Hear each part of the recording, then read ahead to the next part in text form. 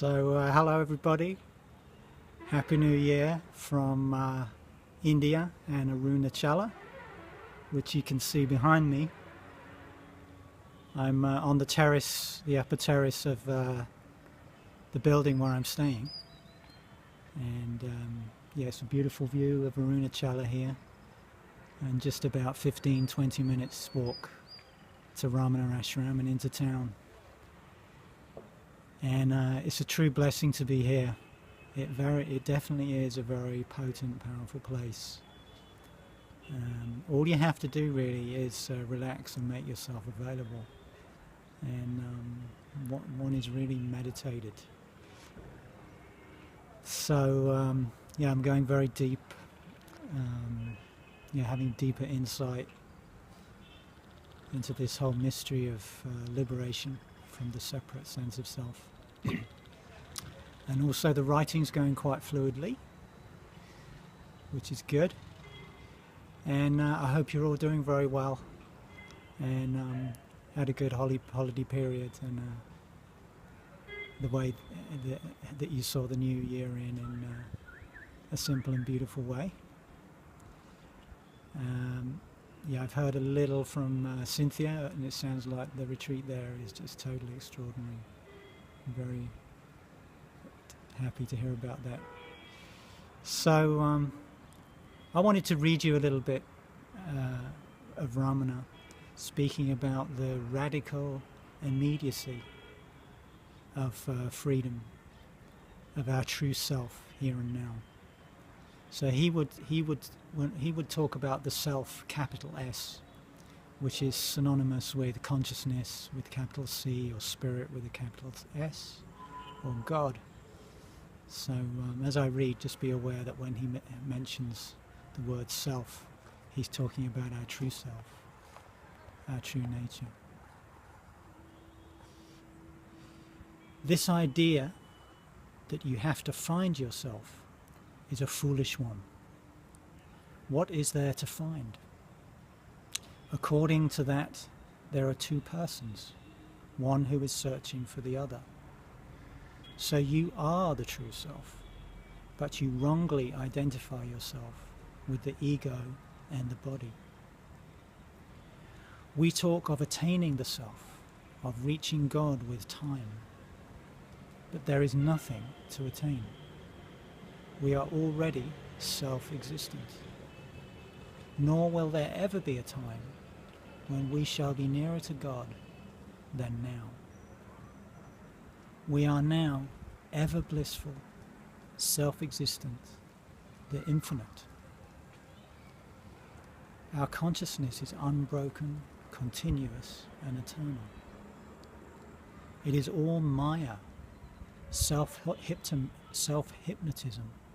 to imagine that now we are otherwise. De-hypnotize yourself. It is ego which deludes itself that there are two selves, one of which we are conscious now, the person, and one, the higher, the divine, of which we shall one day become conscious. This is false. There is only one self, and it is fully conscious now and forever. There is neither past, present, or future within it, since it is out of time. Without the infinite power, God, the true self, this incense would not burn. This world would not exist. This self is in all forms. It alone gives them reality. Hence the illumined one finds himself in all others, for he has found unity and no longer perceives multiplicity. The universe exists within the self, therefore it is real, but only because it obtains its reality from the self. We call it unreal, however, to indicate its changing appearances and transient forms, whereas we call the self ultimately real, because it is changeless. After realization, the body and all else will not appear different from the self. Then a question is asked, does the Absolute know itself? And Ramana answers, it is ever conscious. It is beyond both knowledge and ignorance. Your question presupposes subject and object, but the Absolute is beyond both. It is knowledge itself. So with that, I encourage you all to never forget that your true nature is always already free. And just sink into this remarkable wonder that is our existence in every moment.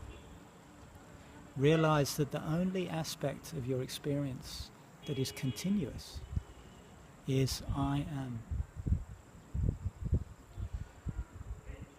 This body, and the appearance of this world, as real as it seems to be, is not continuous. When we go to bed and start to dream, we dream a whole other world that to the dream self appears just as real as this waking state. And when we're in a dream, we take on a body and our mind projects a whole other world, just as when we awaken in the morning and identify with being a separate body-mind, then the mind projects the whole world outside of itself. It seems to appear that the world of the universe is outside of who we are. But that's only because we make this presumption, this unquestioned presumption, that who we are is the body and the mind. And then, of course, when we merge into deep sleep, everything disappears. All notion of a body, of a mind, of a world, all manifestation disappears. And when we're in deep sleep, this is something Ramana said, we're actually the closest to our true self or true state, because the experience of rest and perfect peace that we experience there is our true nature. That's why we all love to go to sleep every night, and why in the morning we can say, I slept well. So who is the I that can say that it slept well? It's obviously not the body-mind. So even though we appear to be unconscious in deep sleep, we are still there, awake and aware, at a much deeper level than the body-mind personality. So in Advaita Vedanta, they talk about the fourth state. So there's waking, dreaming and sleeping, the three states that everybody experiences. And then there's the fourth state, which is also often called the witness consciousness or the witness position, which is always continuous and present throughout the three states of waking, dreaming and sleeping. So I just can encourage you to contemplate that. When you wake up in the morning,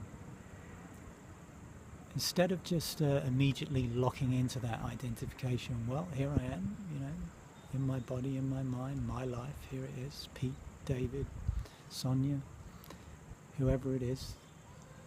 You just take some time. It's actually a very interesting time when you've just woken up to actually just lie there. And instead sink into the recognition that the body and the world is just appearing within you. You haven't gone anywhere. You've been there all the way through sleep. And now the world and the body and the mind is awakening in you.